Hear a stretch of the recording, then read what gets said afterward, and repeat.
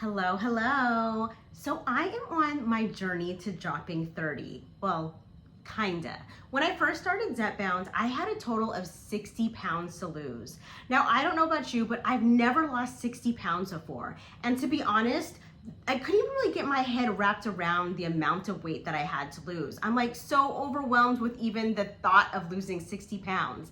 So just like when you have any other big plan or big goal to achieve, you break it down in pieces. Just like when you're going to school, getting a degree, you don't take all the classes at once, you break them down semester by semester. So that's what I'm doing on my weight loss journey. I've never lost 60 pounds before. Heck, I've never lost 30 pounds before, like other than just like delivering a baby or like that. Other than that, I've never actively lost 30 pounds. So I am on a journey to dropping 30, but my first journey is something that I have to wrap my head around. So I broke it in half. So right now I am on my journey to dropping my first 30. So my journey to dropping 30 part 1, and there's gonna be my journey to dropping 30 part 2. And I don't know if your mind works the way my mind works, but I have to break things down in pieces to make myself achieve that goal. So 8 weeks on Zepbound. How much weight have I lost? I am currently on 5 milligrams. I've now entered into my 9th week, still on 5 milligrams, but I have lost a total of 14 pounds. Thank you. I started off at 186 pounds and now I'm at 172. So I just want to talk about the very first thing that I want to talk about is having realistic expectations. Now, when I first started Zepbound, the first week I lost 4 pounds and I was like, okay, I'm doing the math, I'm going to be sexy by September. No, that's not how weight loss works. It's varied week by week. And the reality is when we're on social media and we see like the highlight reels, we see the best parts of everyone's life. Just like Zepbound, I saw only the best parts of everyone's story. I saw people losing 30 pounds, 10 pounds in a week, 12 pounds in a week. And I was like, okay, yeah, that's something I want to sign up for. No, that's not the reality that's not everyone's story. Some people only lose 1 or 2 pounds a week on Zepbound. Other people don't lose any weight at all on Zepbound. So whether you're on Mounjaro, Zepbound, or any of the GLP-1s, one medication might work for you and the other one doesn't at all. I mean, we've been through this where we're hearing now so many different stories and so many reactions. And I even sort of like justified it thinking like, oh, because they have more weight than 60 pounds to lose. No, that's not true either. If you take 2 people that both have 100 pounds to lose, there is someone that's going to lose it at a faster rate than the other one. And that's just how it is. Everybody's body is different. Everyone's muscle mass is different. Everyone responds to weight loss and this medication different. And that's just the reality of it. But I just want to talk about having realistic expectations. Like, I'm not in touch just because we're on Zepbound, we don't have like an entitlement to lose weight. Like we get on the scale and thinking that, oh, there should be a weight loss every single week. No, that's not the reality. You're not entitled to lose weight every single week. That's not how everyone's body works. 1 week I lost 4 pounds. Another week I didn't lose any weight at all. And on average, I'm actually losing about 1.5, 1.6 pounds a week. Now, is that exciting? Is that even sexy? No, it's not, but it's my reality. So instead of focusing so much every week on the scale, even though that's how I track my weight loss, that's how I track my progress, don't get upset if the scale doesn't change, because the scale doesn't tell you that, you know, I'm able to put on some scrubs that was in the back of my closet for a whole year. Like a year ago, I put on a scrub top and I was like this. I couldn't even move in it. But now I wore it to work and I was like, oh, I can even sit down in this thing. Okay. So the scale doesn't tell you that. The scale doesn't tell you that your panties are sagging and that next month you're gonna have to cop some new ones from Victoria's Secret. The scale also doesn't tell you that your wedding bands are twisting around now and because they're not sealed tight to those chubby little fingers that I got. The scale isn't going to tell you that. So don't hold so tightly on those numbers. This is a journey. And I really thought that this was going to be a shorter journey, but now I've accepted the fact that it's going to take time, that I didn't gain that weight overnight. So if it takes me a year to lose the 60 pounds, I'm actually okay with it. And, you know, it's going to come off sooner than that. but have realistic expectations on this weight loss journey. If you have 100 pounds to lose and you lose about 2 pounds on average a week, that's 50 weeks. That's like a year. So have realistic expectations in coming to this journey, and just know that every week is going to be different. So number 2, comparison. Let me tell you something about comparison. Comparison is the thief of joy. When I lost my weight, already the weight that I've lost, and I've heard other stories like, oh, I lost 30 pounds in the same time you did. You know what that did to my joy? It sucked the life out of it.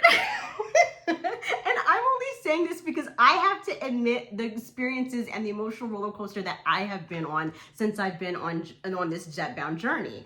Don't compare yourself to other people. Like I said, someone's gonna lose weight at a different rate than you.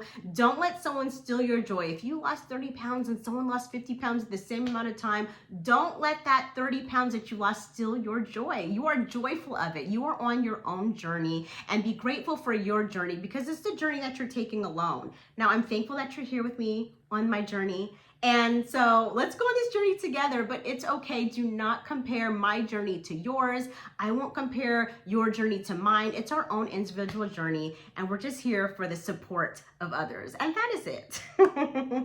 Tip number 3, if you are on a Zepbound plateau, a weight loss plateau. Now, plateaus aren't necessarily 1 week, because if you get on the scale and you're the same amount of weight the next week, you could be 1 bowel movement away from your weight loss goal. But if you've been staying the same weight for 3 weeks, it's time to sweat, honey. It's time to work out. It's time to get to the gym. Now, if you just started Zepbound and you're just still tolerating with nausea or diarrhea, okay, this information probably isn't for you, and you just if you're exhausted all the time and you can't even fathom getting to the gym, that's okay. But if you've been on Zepbound like I've been for about 8 weeks, 2 to 3 months, 2 months, 8 weeks, 12 weeks, and you're experiencing, oh, there's a little slowdown, it's time to sweat. We are on our Zepbound. We have our best friend Zepbound to help us with our cravings, but we still need to develop the healthy habits, having a healthy relationship with food, and healthily moving our bodies so that we can overcome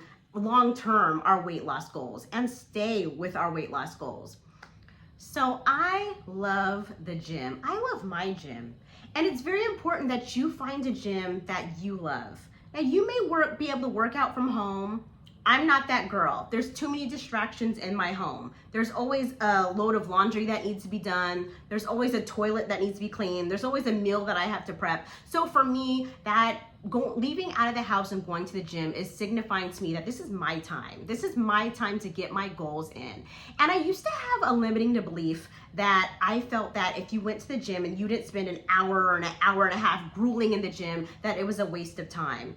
No, it's not a waste. It is not a waste at all. When I go to the gym, I used to be cardio queen. You had to pry my hands off of an elliptical or a treadmill. But now I reframed my thinking of why I go to the gym. I go to the gym to get stronger. I go to the gym for strength. I make sure that I only spend 30 to 40 minutes in the gym. Now, I will go in there and I will do 10 minutes on a cardio machine to warm myself up, and I set an alarm on my phone. I don't do the timer on the machines because I already know I'm just gonna ignore it and keep on rolling with it. So I'll do 10 minutes on there, and then I'm hitting the weights. Right now, I'm not doing freestanding weights. I'm doing stationary weights right now, and I am lifting for 30 minutes. I'm working my legs, my thighs, my glutes, my back, because at the end of this 60-pound weight loss Zepbound journey, I wanna look good, not only with clothes on, I wanna look good naked. I know, I might be vain. We're all vain to a certain extent. I just have no problem admitting it.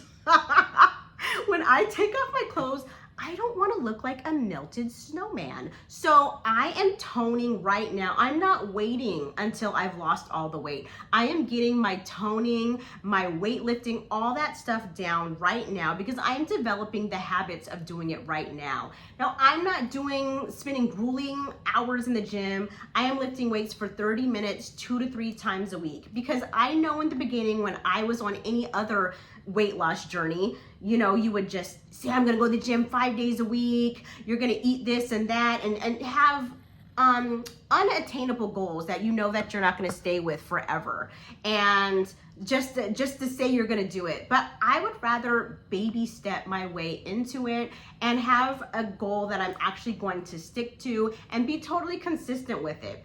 So 2 to 3 weeks, 2 to 3 times a week, I am lifting for 30 minutes.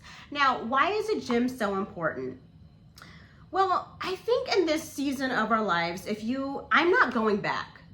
This is it. I have Zepbound. I'm thankful for the insurance that I have, that I'm able to have this medication, that this medication was developed, but I'm not going back. Once I lose this weight, I am creating slowly the new version of Elise. The pounds that I want to be released are gonna stay off because I've decided. So of course it's best to get a gym membership, especially if you live in extreme temperatures.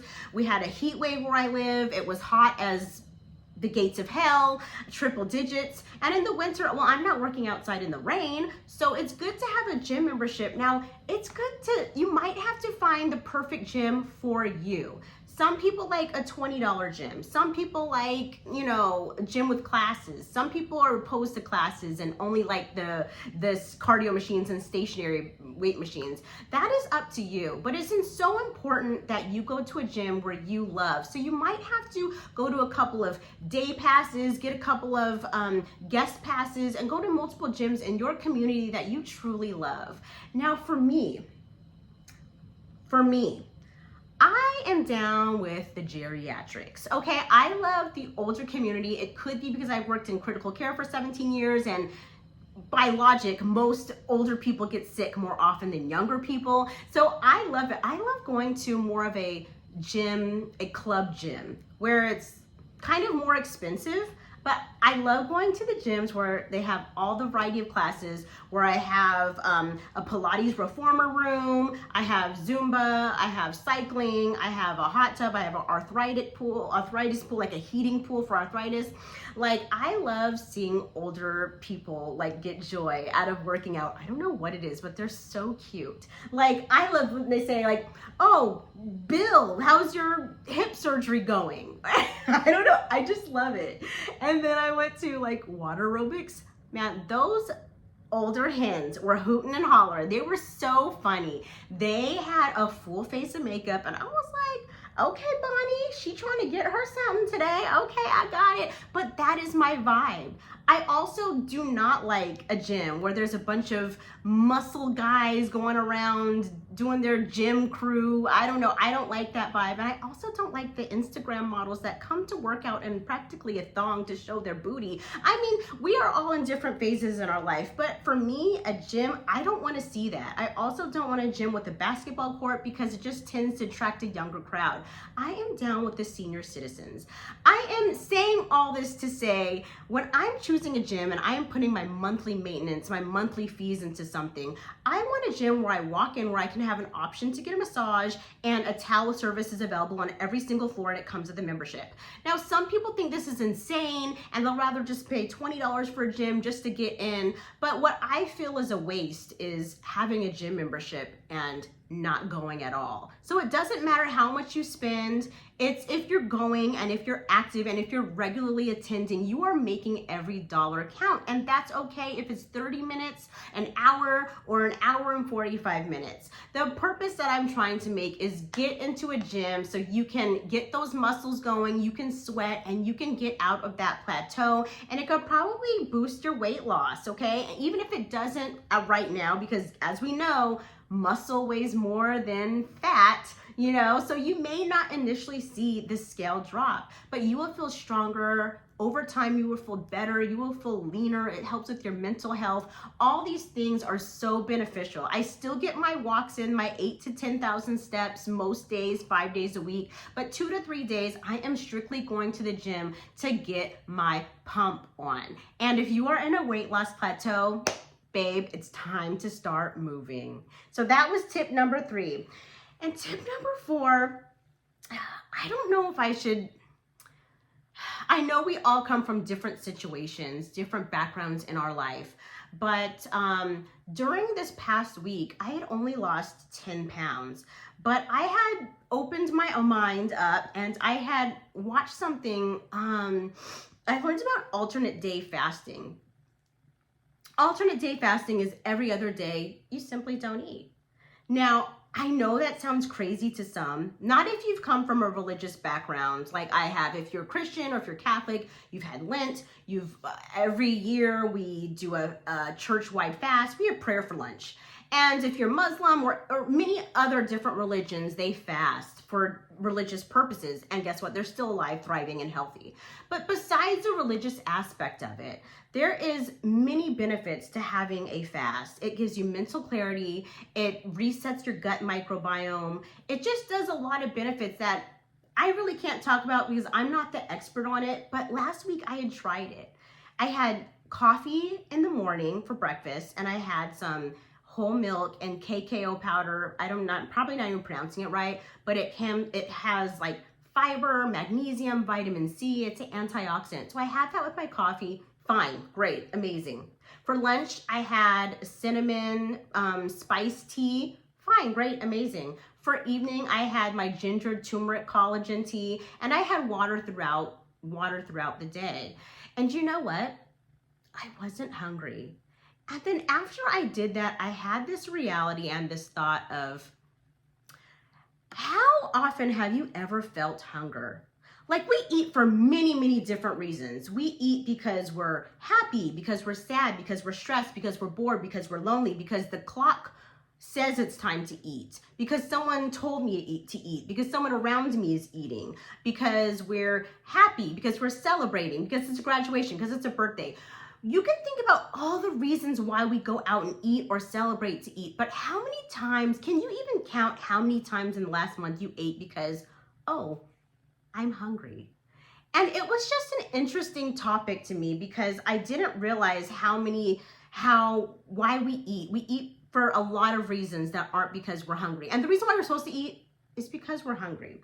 So, and I just wanted to bring this up. Like, if you're able to watch a random chick on the internet, you're watching me online, you have great internet service, you're watching me through either a smartphone or a laptop, you live in abundance. And you may be thinking, nah, I'm broke. Well, no. I mean, worldwide, on a world perspective in all the nations, if you have the time and the leisurely, whether you're at home on your couch or you're at work, you have the opportunity, you live in abundance, you live an abundant life. Whether you may not have food in your refrigerator right now, but you may have a car or reliable transportation to get that food. Or you even have an app on your phone that can bring food to you by a grocery store or Uber Eats or DoorDash.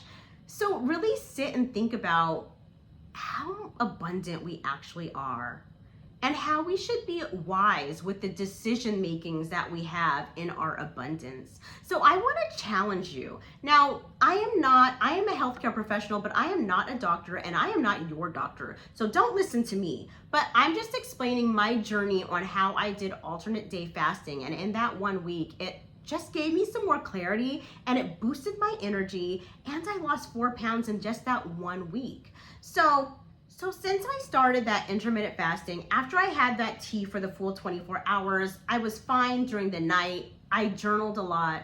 I had to get a new journal because my other journal I wrote up through every page, because losing weight is an emotional journey. You might be motivated and full of like excitement 1 week, and the next week you're feeling weary and the discipline has to kick in. So I just want to talk about like the eating habits that I had to get rid of. One of them is snacking. I realized, and I even make it cute. I even said, oh, I gotta get me a little snacky. No, Adults don't need snacks. You don't need a snack. If you are craving a snack in between meals, that is just a sign that you are not eating well-balanced meals at your mealtime. Now, snacks are actually for children. When kids don't have the concept of thinking like, oh, I have to have my fats and my proteins and I have to have that and I have to have that. No, they're gonna eat whatever they feel like. They're more in tune to their bodies than actually we are, okay? So if they are hungry 2 hours later, they can have a snack. But adults don't need snacks, and that's the first thing you have to get rid of, that mentality. Because when you're not on Zepbound anymore and you start snacking again, the scale is going to tip in the wrong way. So if you are an evening snacker, if you're eating popcorn, drinking wine, watching TV, you're gonna have to switch up your habits, because we're here for a long-term goal. And we don't wanna lose this weight just to gain it back after we're off the GLP-1 or Zepbound or Manjaro or whatever we're at. We have to get these habits solidified. After I did this 1-day fast, I was shocked in the fact that I wasn't hungry all day. And I had to realize for myself that I have been eating just because. Now, I know, yes, when you're lifting weights, first of all, I'm not fasting when I'm lifting weights. When I'm lifting weights, I'm not exercising at all. There's a couple of people that you can follow if you wanted to alternate day fasting, like, or intermittent fasting, or 1 meal a day. There's so many things out there. You can watch Dr. Berg, you can talk to Dr. Fong. But what I have been listening to is Dr. Mindy Pat. She is the author of Fast Like a Girl, and she has really good information, especially not fasting when you're about to start your period or on your cycle. Just open your mind to it and just think about, when was the last time I actually felt hunger? Now, I felt things in my stomach, but it was probably indigestion and gas because I ate something that I shouldn't have been eating. But once you are so sensitive to the feelings inside of your body, like you're really listening to your gut. Like if you have you know how you hear people say, oh, I felt it in my gut. Well, how are you gonna feel those intuitive little nudges in your gut if your gut is unhealthy because you've stuffed yourself just because you eat because you're used to it, because it's a habit, because the time on the clock said to do it? And so it made me go even deeper into thinking about, when you are really aware about what's going on in your body, it actually goes so much deeper, and you're actually aware of the relationships that you have. Like when we're losing weight, we have to be selfish for a season. Like we have to prioritize ourselves. If our friends aren't on the journey with us, that's fine. There's gonna be times where you may not wanna go out with them, because going out with them is not loving yourself. And so when you're on this weight loss journey, you're going to, if you've been stuffing your face with food, stuffing your emotions, stuffing sadness, anger, depression, boredom, loneliness with food, being unkind to yourself has become the norm. And when you realize that, you will question your relationships, whether it's your intimate partner, your husband, your boyfriend, or your girlfriends. You won't even recognize that they're actually being unkind to you also, because you're so used to being unkind to yourself. Ouch. Think about that. Think about that. I had to experience that. Okay, this was further in my journey. And when you are on a weight loss journey, some of our stuff is childhood deep.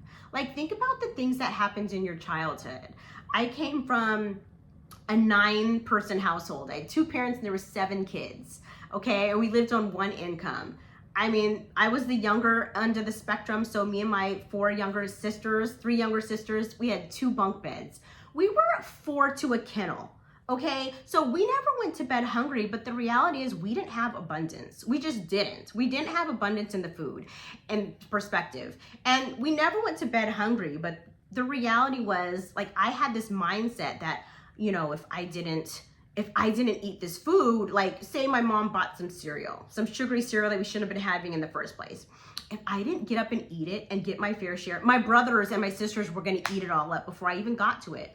Imagine that mentality growing up. And also, like when we had dinner, there were no option number 2 or option number 3. It's eat this or starve. And so also cleaning the plate. No, you clean the plate, all that, eat all this, all that, you're not wasting. As I've grown older, what is wasting to me The definition of wasting is eating more food than my body requires and having it sit on my body and I can never work it off. So that is the definition of wasting for me, which is why I switched to those smaller skinny girl plates, because I don't even want to get into the point. I have to rewire my brain. And we all have different weight loss journeys. We all have different stories of why we got to where we got. Like you have your own story. I have my own story. I know that at 30, I was divorced and I was a single mom with 3 kids. I know I worked in critical care for 17 years, 12-hour night shifts. I know that I would get off work at 7:30 in the morning, drop the kids off at school. And then my daughter was younger or in kindergarten. I would get off, she'd get off at 11:30 because in California, we didn't have full day kindergarten or TK, transitional kindergarten or preschool. They're only half day at the time. This was many years ago. She's now starting high school. But I would do that, then I would go back to sleep for another nap, then I would get back at 3 o'clock for the older boys. I was exhausted. Oh, and throw in another degree because, you know, I thought that was the answer to my problems. It wasn't. So no wonder why I couldn't lose weight. I was stressed upon stress upon stress, and I have so much empathy for that woman. I have so much empathy for the younger version of me that did the best she could with what she knew. But now my kids are a little older and it's my time. It's my time to get this right, to develop a healthy relationship with food, to have a healthy relationship with my body. And so we all have our own row to hoe. That garden analogy probably came from child Bible study. I don't know. But anyways, we all have our own walks in life, and this journey is so personal. It's so personal. And I love the woman who I was. And I forgive her for like the 60 pounds that she has to lose. And so everyone has their own story, and this is unique to yours. This is not comparing. But when you do lose weight, when you do put yourself first and say, I'm number one in my life, being selfish is not bad. Okay. It is not wrong. Loving yourself is a good thing. All right. And when you realize that you haven't been putting yourself first, you're going to realize that relationships change. Your friendships change. Like if you were the girl that always was the one checking up on everyone, making sure everyone is okay, making it easy for everyone else, like the people pleaser almost. I actually went on this journey already. I already had therapy. I am pro therapy, honey. Therapy and Jesus, it will get you through it. And if you don't want to do that, you better be journaling. You better be writing out those emotions on this emotional weight loss journey, because it's going to hit you. If you're really doing the inner work, really doing diving deep, it's going to hit you. And you're going to have some realities that you're going to have to face. And so with the friendship group, I had realized that when I stopped calling so much, when I stopped checking up, when I stopped being that fun one, I realized that the phone calls kind of stopped. And years going by, you know, months and months and months. Now give your friendship some grace. If you're the one, the strong friend that always checks up on people, you know, give them some grace until they realize that heifer ain't called me in a couple weeks. But if that doesn't happen, and I'm gonna say my experience, my personal experience, when I stopped being the friend that was the one that checked up on everyone, make sure everyone's okay, let's go out, let's do something, a handful of friendships actually ended. And it's not like they're bad people. It's not like I was a bad person. And sometimes those friendships are the biggest blessings you can have, because when you're on this weight loss journey and you're losing weight, watch out for haters. I mean, there's gonna be people who are inspiring. Some people are loving you, like, yes, go, I see you, girl, I see you. But watch out for those backhanded compliments, like, oh, why didn't you lose weight? You look fine the way you are. Or, oh, you look sick. Or your head's big. I mean, they will say whatever they want to say because it has nothing to do with you. It has everything to do with them. So when you're treating yourself lovely, when you're treating yourself like you're number one, like you're special, like you're loved the way you deserve to be loved, you deserve to have this weight off of you. Be okay with relationships ending, both intimate relationships and friendships. Now, I did a lot of work in my 30s. And so now, as my kids got older, I realized, okay, it's time for the last thing, the weight. I am happily married. My husband is my best friend, and he totally supported my journey. And weight loss and dating is a whole nother thing. If you're interested in that, I got some things to share and some things and tips for you. I dated successfully after my divorce, so just throwing that out there. But I am just at a point in my life where it's all about me. It's all about me. Of course, I don't need to be told to not do my kids. I love my kids. I don't need to be told to not do my job. I don't need to be told to not do my husband. I'm gonna always love those things and take care of those relationships in my life. But I am my priority right now. And I encourage you, while you have this abundance, while you have this excess, I mean, if you're watching me, if you are able to pay cash for Zepbound, or you have amazing medical coverage that provides you to have Zepbound and only pay $20 a month, you are abundant. Let's just accept that fact. Let's just dive and sit into that. So during that time, while you have this medication, our best friend Zepbound, let's take care of the real reason. Let's really get to the root of this. And our roots can be as deep as childhood. So I just want to talk about and reiterate that alternate day fasting, what it did for me was to realize that I eat just cause. I'm just eating. Okay, I'm not eating because I'm actually hungry. And realizing that I survived a full day, that I had a full night's sleep, and at 7 a.m., I decided to eat. I ate 2 eggs, had some sauteed spinach and some bell peppers, had some coffee with my cacao powder that has those vitamins in it, and I was fully satisfied. So open your mind to that concept. This isn't for everyone. I know I'm talking to a large audience, a larger group, and it's so nuanced and everyone has different, issues.